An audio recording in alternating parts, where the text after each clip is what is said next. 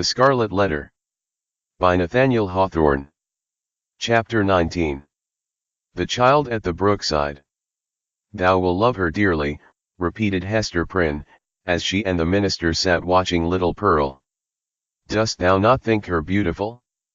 And see with what natural skill she has made those simple flowers adorn her. Had she gathered pearls, and diamonds, and rubies in the wood, they could not have become her better. She is a splendid child. But I know whose brow she has. Dost thou know, Hester, said Arthur Dimmesdale, with an unquiet smile, that this dear child, tripping about always at thy side, hath caused me many an alarm. Methought, Hester, what a thought is that, and how terrible to dread it, that my own features were partly repeated in her face, and so strikingly that the world might see them. But she is mostly thine. No, no.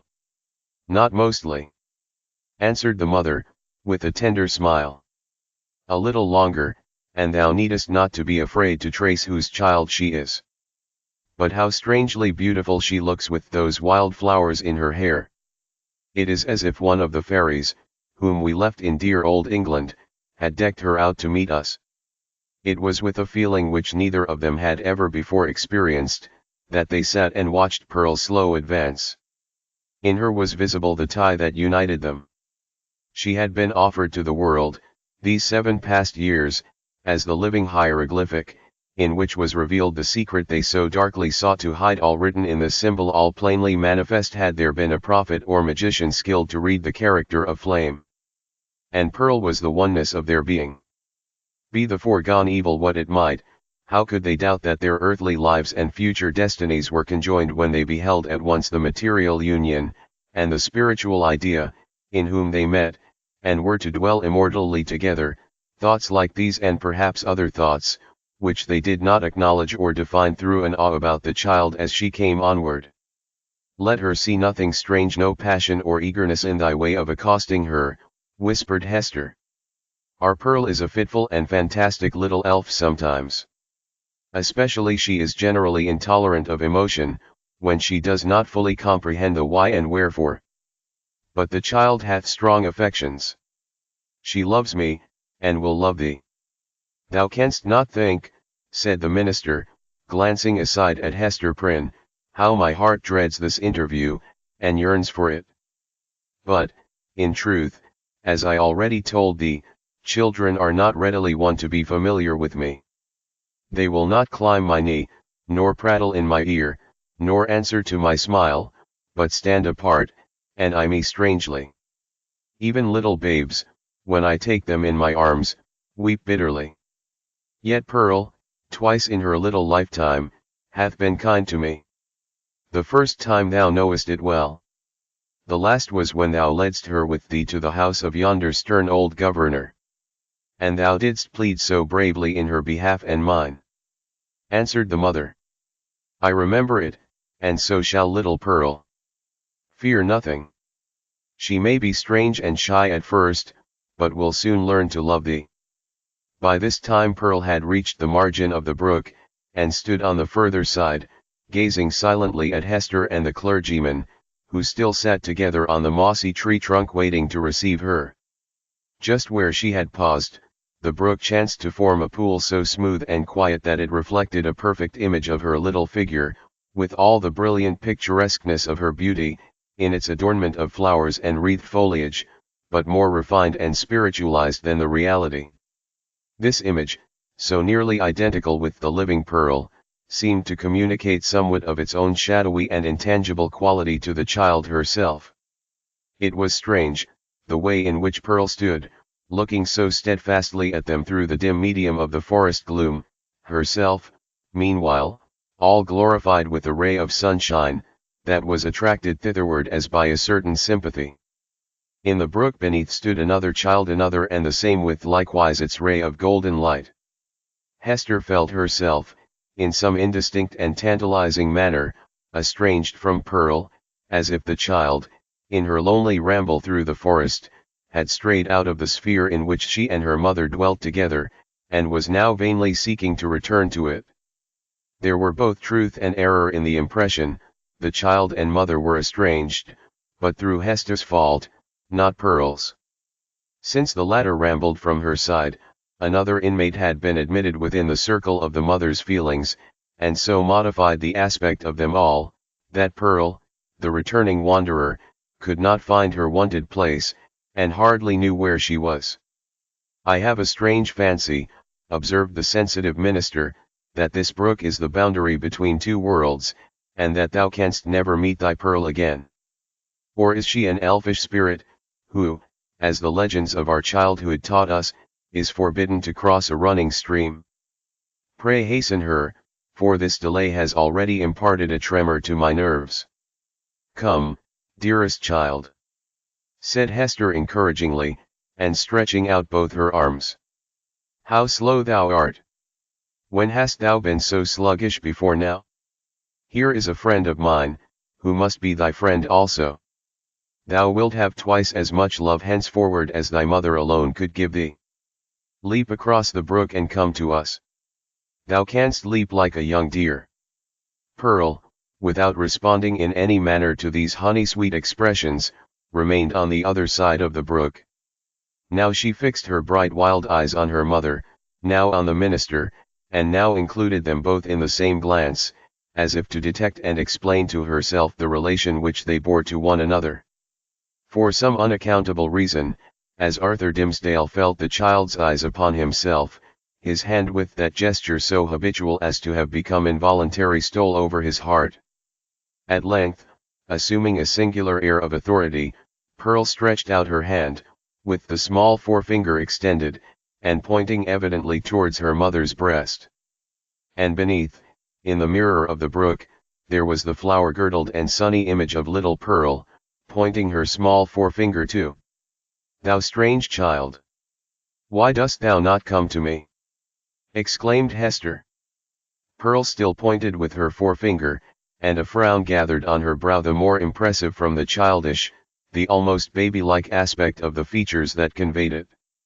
As her mother still kept beckoning to her, and arraying her face in a holiday suit of unaccustomed smiles, the child stamped her foot with a yet more imperious look and gesture. In the brook, again, was the fantastic beauty of the image, with its reflected frown, its pointed finger, and imperious gesture, giving emphasis to the aspect of little Pearl. "Hasten, Pearl, or I shall be angry with thee," cried Hester Prynne, who, however, inured to such behavior on the elf child's part at other seasons, was naturally anxious for a more seemly deportment now. "Leap across the brook, naughty child, and run hither. Else I must come to thee." But Pearl, not a whit startled at her mother's threats any more than mollified by her entreaties, now suddenly burst into a fit of passion, gesticulating violently, and throwing her small figure into the most extravagant contortions. She accompanied this wild outbreak with piercing shrieks, which the woods reverberated on all sides, so that, alone as she was in her childish and unreasonable wrath, it seemed as if a hidden multitude were lending her their sympathy and encouragement. Seen in the brook once more was the shadowy wrath of Pearl's image, crowned and girdled with flowers, but stamping its foot, wildly gesticulating, and, in the midst of all, still pointing its small forefinger at Hester's bosom.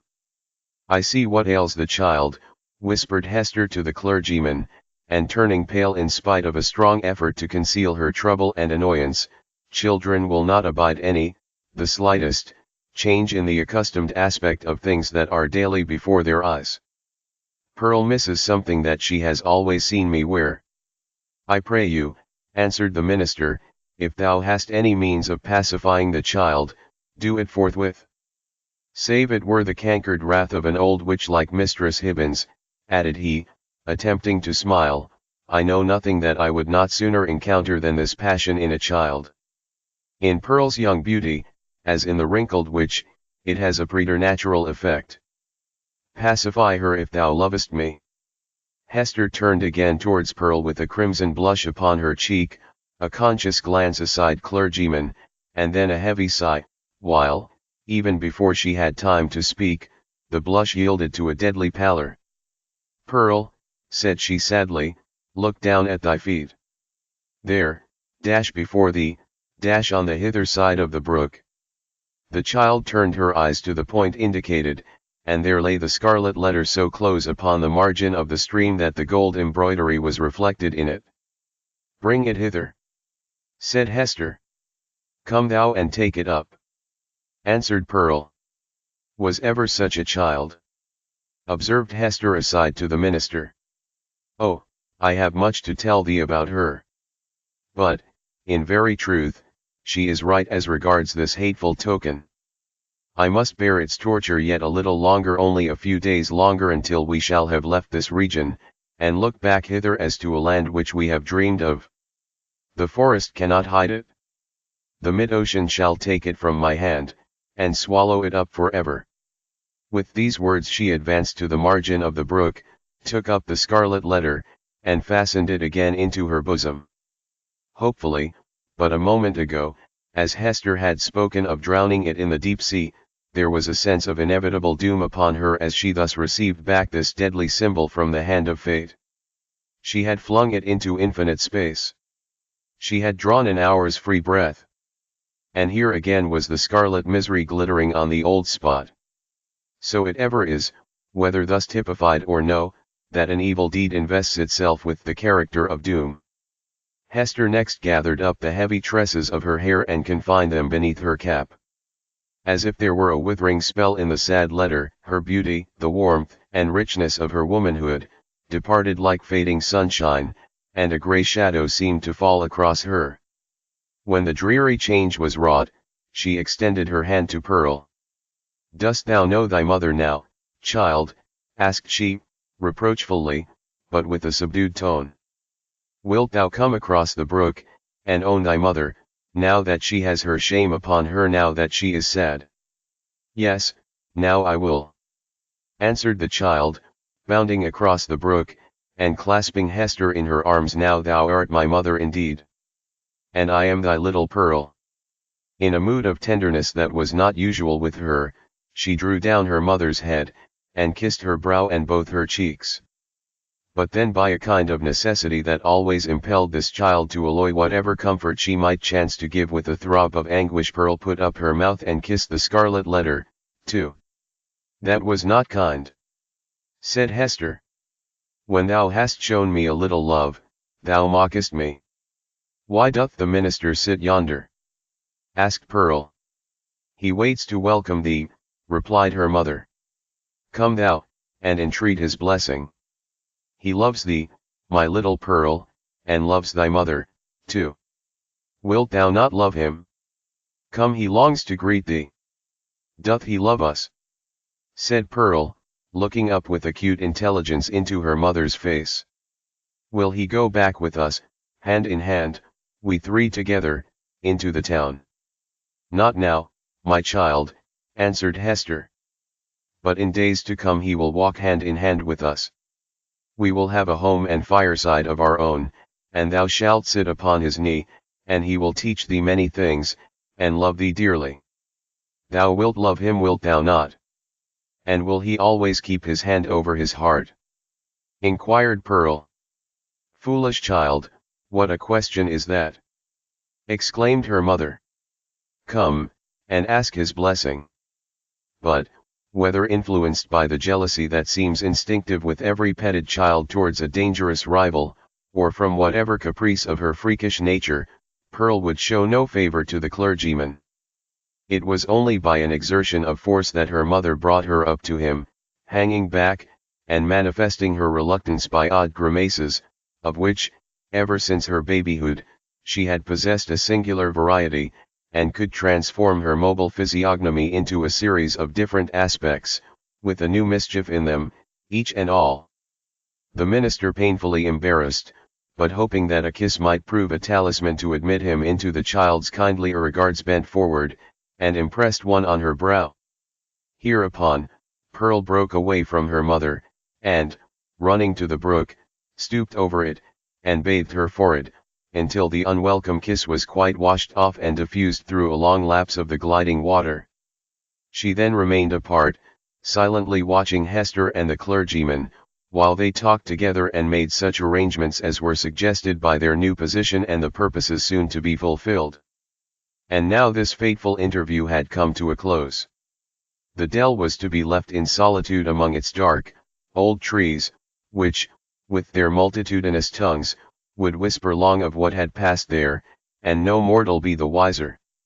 And the melancholy brook would add this other tale to the mystery with which its little heart was already overburdened, and whereof it still kept up a murmuring babble, with not a whit more cheerfulness of tone than for ages heretofore.